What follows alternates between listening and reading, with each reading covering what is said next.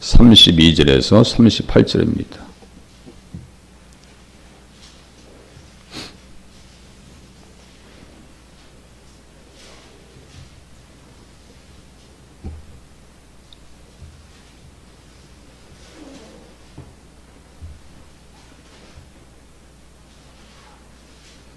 누가복음 23장 32절에서 38절까지 제가 봉독해 드립니다.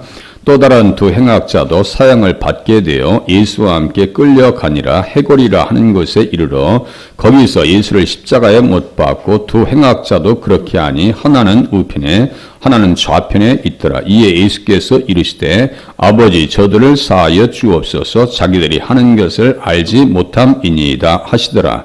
그들이 그의 옷을 나눠 제비 뽑을새 백성은 서서 구경하는데 관리들은 비웃어 이르되 저가 남을 구원하였으니 만일 하나님의 택하신 자 그리스도이면 자신도 구원할지어다 하고 군인들도 회롱하면서 나와 신포도주를 주며 이르되 내가 만일 유대인의 왕이면 내가 너를 구원하라 하더라.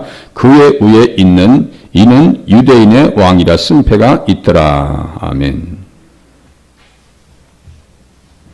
십자가에서 저주를 받은 세 사람이 등장합니다. 그죠? 저주받고 예수님도 십자가에서 저주를 감당하셨으니까 저주를 가지고 십자가에 달리신 상태입니다. 두 행악자도 저주를 받은 상태입니다. 그래서 예수님께서 십자가에 달리신 것은 우리들의 죄를 짊어지시고 저주를 당하셨다. 두 행악자도 똑같이요. 온 인류의 대표적인 모습입니다. 다 저주의 상태에 있죠. 율법의 저주에 심판 가운데 정죄 가운데 있죠. 우리가 세상의 법정에서 죄는 있다고 하지 아니하고 죄가 없다고 하더라도 하나님의 법정에서 보면 누구 하나 죄 없다라고 할 수 있는 자신 있는 사람은 없어요. 제가 전도하다 보면 어린 아이들에게도 물어봐요. 너 죄가 있냐? 그러면 다 죄가 있다고 그러죠. 없다고 하는 사람은 별로 없어요. 그게 무슨 말인지 몰라서 대답을 못하죠. 어린아이들도 너 죄가 있어? 그러면 죄가 있어요 라고 초등학생들도 이야기를 하더라고요. 우린 양심이 있기 때문에 서로가 미워하고 말을 안 듣고 이런 것에 대한 인식이 있어요. 죄에 대한 인식이 없는 사람은 단 한 사람도 없습니다. 그런데 그 죄를 어디에서 해결할 것이냐? 그 죄의 문제를 어떻게 해결할 것이냐? 우리 예수님께서 오늘 본문에서 말씀하고 있습니다. 사하여 주시옵소서. 그래서 이 현장을 시편에는 다윗이 정확하게 기록해 놓는다 있어요. 34절에 보니까 끝에 보시면 그들이 그의 옷을 나눠 제비 뽑을새 이렇게 써 있어요. 그들이 그의 옷을 나눠 제비 뽑을새. 시편 22장 18절입니다. 내 겉옷을 나누며 속옷을 제비 뽑나이다. 또 35절 36절 보시면 백성은 서서 구경하는데 관리들은 비웃어 이르되 저가 남을 구원하였으니 만일 하나님이 택하신 자 그리스도이면 자신도 구원할지어다 하고 군인들도 희롱하면서 나와 신포도주를 주었다. 이 본문도요. 시편 22장 7절 이하 9절에 보면 나를 보는 자는 다 나를 비웃으며 입술을 삐죽거리고 머리를 흔들며 말하되 그가 여호와께 의탁하니 구원하실 걸 그를 기뻐하시니 건지실 걸 하나이다. 시편 22장은요. 예수님의 십자가 현장을 정확하게 그려놨습니다. 그러니까 다윗의 믿음은 일반적인 믿음이 아니라고 그랬죠. 다윗 시대 사람들 속에서 다윗을 사랑하고 옹호하는 사람들은 복음적인 사람이다 라고 하는 결론을 내리지 않을 수가 없습니다. 바르실레가 그랬고요. 이방 블레셋 사람 중에 한 사람이었던 이때가 그랬던 사람이고요. 그러니까 그러한 인물들을 통해서 복음적인 사람. 하다못해 사울의 군장이었던 아브넬도 다윗 편에서 일하려 하다가 죽임을 당합니다. 복음적인 사람들입니다. 그러니까 역사서도 신약 성경을 통해서 구약으로 들어가야 인물을 분석할 수가 있고요. 사건을 해석할 수가 있습니다. 그렇지 않냐고 해서는요. 구약을 해석할 수 있는 길이 없어요. 그래서 예수님께서 십자가에서 저주를 받으신 것은 뭐예요? 용서해 주려고. 용서해 주려고. 이에 예수께서 이르시되 아버지 저들을 사하여 주시옵소서. 우리 죄는 어디에서 해결받을 수 있어요? 예수님의 피 아니고서는요 해결받을 수 있는 길이 없습니다. 전혀 길이 없어요. 세상 누구도 그 더러운 픽을 가지고 우리의 죄를 해결해 줄 수 있는 사람은 없더라. 죄 용서의 근원은 그리스도의 피가 되십니다. 레위기 17장 11절에 말씀하고 있어요. 육체의 생명은 피에 있습니다. 내가 이 피를 너희에게 주어 제단에 뿌려 너희 생명을 위하여 속죄하게 하였나니 생명이 피에 있으므로 피가 죄를 속하느니라. 예수님께서 피 흘리시는 것은 뭐 하시려고요? 우리를 용서해 주시려고 피를 흘려주셨다라고 하는 사실을 우리가 깨닫고 신앙생활을 하실 수 있기를 바랍니다. 그래서 레위기 17장 11절은 레위기 전체의 요절 말씀이다 라고 말씀을 드렸어요. 이런 말씀들은요 그냥 각인을 시키셔야 돼요. 피 흘림이 없은즉 사함이 없느니라. 생명이 피에 있으므로 피가 죄를 속하느니라. 이 말씀을 히브리서 9장 22절에 정확하게 옮겨놓습니다. 예수님의 피를 얘기합니다. 그 피를 어떻게 사용하시는데요? 이 예수를 하나님이 그의 피로서 믿음으로 말미암는 화목제물로 세우셨다. 예수님께서 십자가에 달리실 때 피와 물이 나왔다. 옆구리를 찔렀을 때 피와 물이 나왔다 했어요. 이 피는 용서의 근원이 되더라.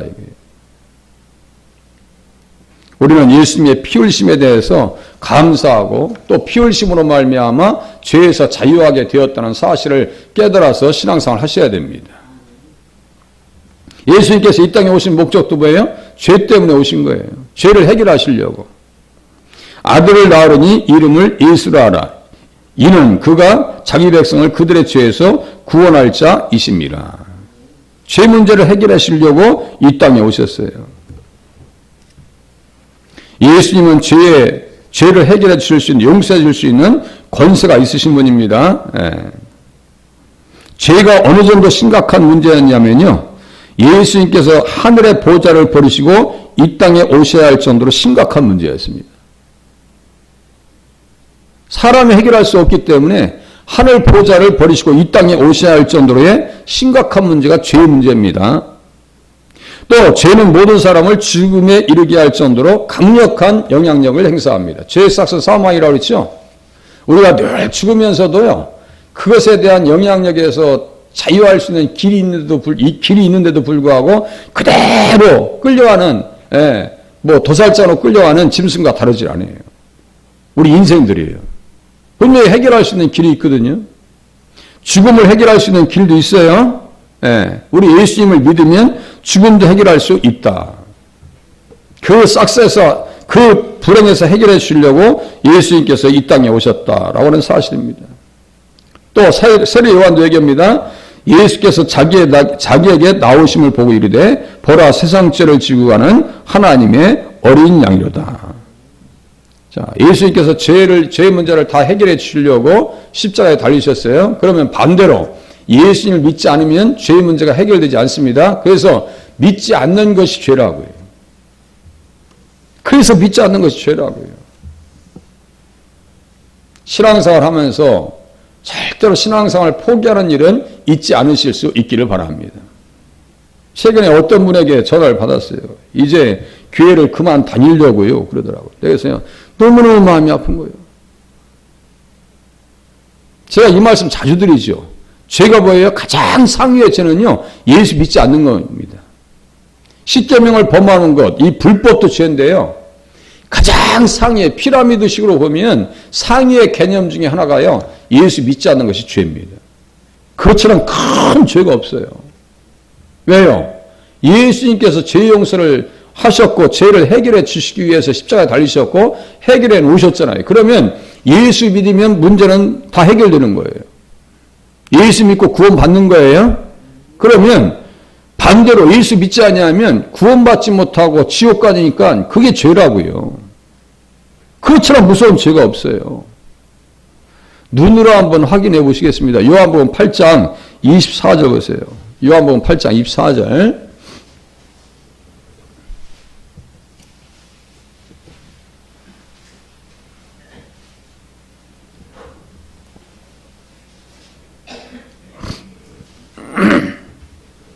24절 끝에 보세요.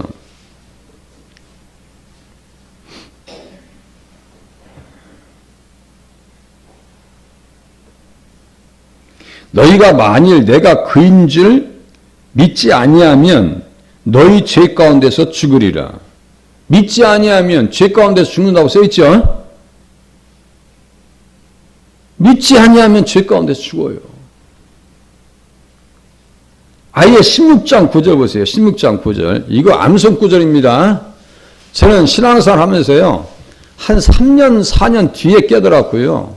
뼈저리게 느낀 것은 원어 성경을 연구하면서 더 뼈저리게 느꼈어요. 요한복음 16장 9절이요.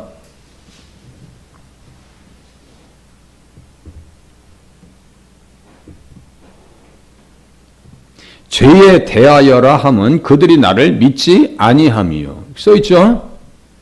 죄가 뭐예요? 믿지 않는 것이 죄인데요. 에?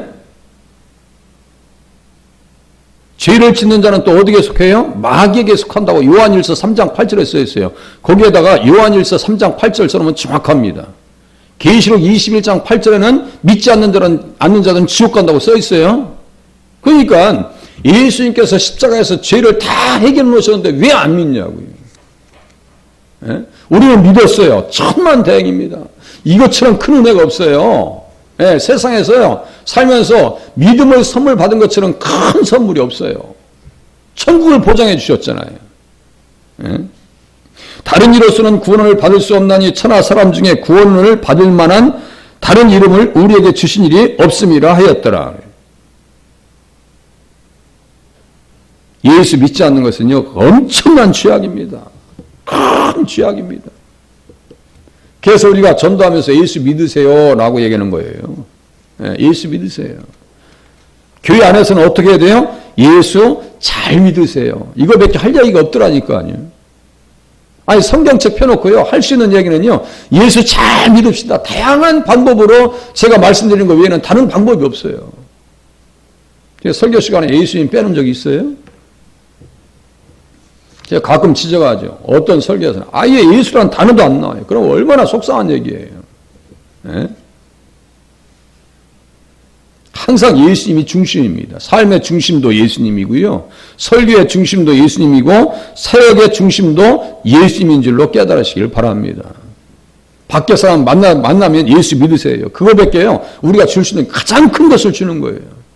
예, 우리가 드릴 수 있는 세상 사람들에게 줄 수 있는 거 돈을 줄 수도 없어요. 노동력을 줄 수도 없어요. 그죠? 그 슬픔을 대신할 수도 없어요. 예, 그를 위해서 울어줄 수도 없어요. 가장 큰 선물은요 예수 믿으세요 라고 하는 얘기입니다.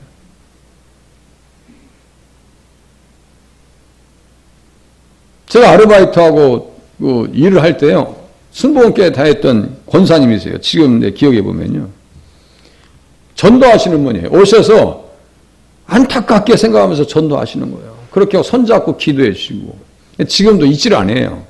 그 청년이 목사 된 줄 누가 알았겠어요. 에? 제가 목사 될지도 몰랐고요. 오시면 다 손잡고 기도해 주고 불쌍히 여기시고 그리고 순복음교회에서 구역 예배할 때 한번 데리고 가시고 그 당시에 순복음교회 대단했었습니다. 구역 예배 한번 하잖아요. 이 정도 인원이 모였어요. 이 정도 인원이. 아마 제가 봤더니 이 정도 인원도 더 모이신 것 같아. 예, 구역 예배 갔더니 다들 따뜻하게 대해주시고 그런데 제가 그 사랑을 감당할 수 있는 믿음이 없었어요. 신앙생활 잘 못하죠. 그러다가 성경책을 보면서 예수님 만나고 하나님 앞에 돌아온 거예요. 그게 다 과정입니다. 과정이에요. 지금도 생각하면 참 고마우신 분이다 생각이 들어요. 참 감사한 분이다. 제가 예수님을 영접하고 나와서 고등학교 친구를 한번 만났어요. 그 당시에 그 친구는 교회를 참 열심히 다녔습니다. 그 친구가 주한잔혹에 다녔었어요. 그런데 다니고 이제 나중에 제가 예수님 영접하고 가슴이 뜨거워졌을 때 그 친구를 만났을 거 아니에요. 제가 그랬어요. 너 왜 나를 전도하지 않았어? 그래서 이 친구가요 충격받아요. 너 예수 믿는데 왜 나한테 예수 믿으라는 얘기를 안 했어? 그러니까 충격을 받아요. 우리는요 만약에 제가 예수 안 믿어서 지옥 갔어 봐요. 그러면 어떤 일이 있겠어요? 왜 나한테 예수 믿으라는 얘기를 하는 사람이 없었을까는 얘기 하지 않겠어요? 속으로? 우리는요 사랑의 빛을 감당하면서 살아가야 될 줄로 믿으시길 바랍니다. 얼마나 큰 사랑을 받았어요. 우리가 줄 수 있는 게 뭐예요? 예수님의 이름 이외에는 없습니다. 그리고 죄 용서를 받았어요. 예수님 영접했어요. 죄 용서 받았죠. 율법의 저주에서 속량에서 자유함을 얻었죠. 정죄의 자리에서 축복의 자리로 옮겨 놓으셨죠. 그죠? 지옥에서 천국의 사람으로 바꿔 놓으셨죠. 그러면 큰 것을 얻은 사람이에요. 큰 것을 얻었어요. 그러면요, 작은 사소한 문제는요, 넘어갈 수 있어야 돼요. 교회의 어려움은 바로 여기에서 옵니다. 교회의 어려움은 바로 여기에서, 신앙생활의 고통은 여기에서 오더라고요. 내가 너희를 다 용서해 줬으면 너희들도 용서해 주어라. 우리 예수님께서 하신 말씀 아니에요? 주님께서 말씀하십니다. 베드로가 나와서 얘기해요. 주여, 형제가 내게 죄를 범하면 몇 번이나 용서하여 주리이까? 7번까지 하오리이까? 이 다혈질인 베드로가 이 정도로 얘기한다면요, 그래도 용서를 많이 하겠다는 얘기예요. 7번까지 할까요? 그러니까 예수께서 말씀하십니다. 7번뿐 아니라 7번을 70번까지라도 해라. 77이 49네요. 490번 하라는 거예요. 490번. 아예 한 번도 넘어가기가 쉽지 않아요. 490번이라는 것은요, 계속해서 넘어가고 또 넘어가고 하라는 얘기예요. 예. 막 꼬치꼬치 따지지 말고요. 문제를 삼지 말고. 제가 신앙생활에, 철학이라고 하면 아무것도 문제 삼지 마라. 예. 흔적을 남기지 말라. 이거예요. 아무것도 문제 삼지 말라고. 그런데 문제를 삼아야 안 삼아요? 말꼬리 잡아야 안 잡아요? 우리가. 제가 권사님들, 집사님들 말꼬리 잡고 가서 따져본 적 있어요? 예측 안 하면 넘어가려고 그래요. 특별한 경우 아니면요, 상담할 일이 제가 없어요. 아직까지 우리 성도님들 모셔놓고 이런 문제에 대해서 왜 그렇게 했냐고 책망하면서 항상 상담을 한 적이 거의 없는 것 같아요. 아무것도 문제를 삼지 말아야 돼요. 왜? 예수님께서 우리에게 문제를 삼지 않으셨거든요. 그래서 천국으로 데려가시려고 지금 다 준비하시고, 천국을 준비하고 계시는 거 아니에요? 감사해야죠. 그런데 우리는 1만 달란트 빚을 다 커다란 그 죄 용서를 받았다니까요. 1만 달란트라고 하면은 몇 년을 쉬지 않고 일해야 갚을 수 있는 돈이라고 그랬어요? 16만 년이에요. 16만 년 동안. 지금 뭐 대체 휴일 있어가지고 쉬는 날, 그리고 다 없이 16만 년 동안 일을 하루도 안 쉬고 일을 해야 갚을 수 있는 돈이에요. 그러니까 우리는 얼마나 죄악을 용서받은 사람이에요. 예수님의 피로. 그런데 100데나리온, 16만 년과 100일 정도의 품삯 가지고 있는 사람을 목을 잡고 흔듭니다. 내놓으라고. 주님께서 끝에서 얘기하십니다. 너희가 각각 마음으로부터 형제를 용서하지 아니하면 나의 하늘 아버지께서도 너희에게 이와 같이 하시리라. 끊임없이 문제를 삼지 말라는 얘기예요. 생각나면 또 없애버리고, 생각나면 또 잘라버리고, 무너뜨려버리고, 잊어버리고. 그게 요셉이라고 그랬죠? 요셉은 그래요. 형제들이 얼마나 자기를 비참하게 만들었어요. 아니, 아버지에게 사랑받는다는 이유 하나 때문에 미움과 시기 질투의 대상이 됩니다. 애굽으로 팔려왔어요. 그 속에 증오와 그 복수심이라는 것은요, 상상 초월했을 거예요. 그것도 어린 나이에, 사춘기, 이제 겨우 벗어날 수 있는 그런 나이, 17살이라고 그래요. 형제들이 팔았어요. 속에서, 가슴에서 불이 나옵니다. 그런데 살다 보면 아브라함의 복음을 깨닫게 됐어요. 야, 그래. 아브라함의 복, 이삭, 야곱, 창세기 15장, 이방 땅에서 4대 동안, 400년 동안 나그네 돼 누구를 통해서 내가 이곳에 온 이유가 바로 여기에 있구나. 깨닫게 됩니다. 그리고 당신들의 후손을 통해서, 당신들의 후손을 통해서 이 땅의 백성들을 구원하게 하신다라고 하는 요셉이 그걸 깨달아요. 누구를 만난 거예요? 예수 만난 거예요. 예수 만난 거예요. 당신들의 후손 예수 그리스도께서 오셔야 이 땅의 생명들이 구원받는다라고 하는 사실을 요셉은 깨닫게 됩니다. 무엇을 들었기 때문에요? 아브라함과 이삭과 야곱에게 주셨던 그 자손에 대한 믿음이 속에서 싹튼 것입니다. 그러니까 아들의 이름을 뭐라고 줬다고 했어요? 므낫세. 므낫세가 무슨 뜻이라고 했어요?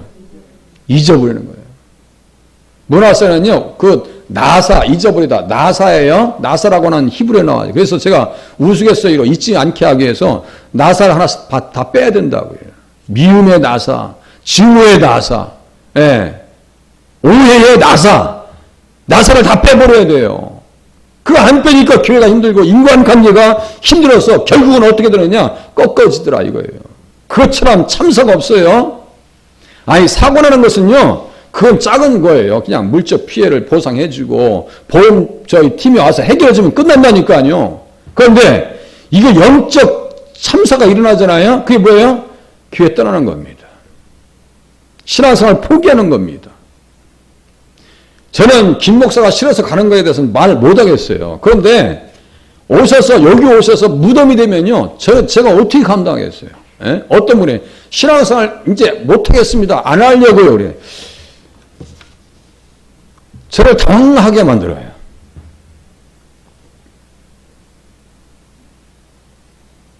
당황스럽게 합니다. 우리는 죄 용서를 받았기 때문에 어떻게 해야 된다고요? 서로 용서해 줄 수 있는 그러한 훈련을 자꾸 하셔야 됩니다. 용납하고 품어주고 아까 말씀드렸던 그 승부원교회 초창기에 그 예배의 모습 가니까 막 그 구역 예배 가니까요 다 손잡아주고 따뜻하게 대해주더라고요. 제가 감당을 못해서 그렇죠. 예, 지금도 생각해보면 그것이 참 따스했더라. 에베소서 4장에 보니까요 하나님의 성령을 근심하게 하지 말라. 참 걱정된다. 이런 대상이 되지 마시란 얘기예요. 근심하게 하지 말라. 그 안에서 너희가 구원의 날까지 인치심을 받았느니라. 너희는 모든 악독과 노함과 분냄과 떠드는 것과 비방하는 것을 모든 악의와 함께 버리고 서로 친절하게 하며 불쌍히 여기며 서로 용서하기를 하나님이 그리스도 안에서 너희를 용서하신 것 같이 하라 그랬어요. 아무것도 문제 삼지 않으셨어요. 우리 주님은. 그죠? 아무것도. 아니 지존파에 있었던 사람도 하나님께서 구원받게 하시고 고백학 중에 죄송하다고 찬양하면서 하나님 앞에 갔다니까요. 그건 구원이라고 하는 것은요. 도저히 우리가요. 저기를 방향을 알 수가 없어요. 누가 구원받았는지 안 받았는지 알 수가 없다니까요. 예. 그러니까 우리는 어떤 전제를 하셔야 돼요? 이분은 하나님의 백성이다 라고 하는 전제를 가지고 전도생활 하셔야 되면 전도생활 하시면 맞습니다. 품어주고 친절하게 대하며 용서하고 서로 용납하며 피차 용서하되 주께서 너희를 용서하신 것 같이 너희도 그렇게 하라. 우리는요 십자가에서 흘리신 피로 다 용서받았어요. 우리를 또 넉넉한 마음으로 품어주는 자리에서 신앙생활 하실 수 있기를 바랍니다. 기도하시겠습니다.